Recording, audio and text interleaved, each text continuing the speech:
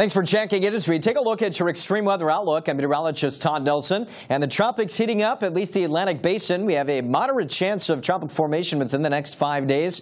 We'll show you where in just a second. Our severe weather threats continue across the central U.S. and the heat is ramping up in the southwest. At least it will by the end of the week, and a very hot weekend and even next week. So here's the tropical outlook. A little wave of energy near the Yucatan Peninsula here in the Gulf of Mexico. The National Hurricane Center having a moderate chance at least of formation within that 5-day period. Also a low chance as a wave crosses the central Atlantic. Meanwhile, we had some severe weather yesterday across the Midwest. Here's a large tree down in Appleton, Wisconsin. Again, a number of these wind and hail reports basically from southern Wisconsin into Illinois and also into parts of Missouri. So a pretty active day there. We have an enhanced threat today from Kansas down into Oklahoma. Slight risk even for the Gulf Coast states later this afternoon. Damaging wind threat is the primary concern within that enhanced threat, along with some large hail, but we can't rule out an isolated tornado in those areas. On Friday, it is a slight risk back into the central part of the country, also marginal threat of the southeast, and then on Saturday, another marginal threat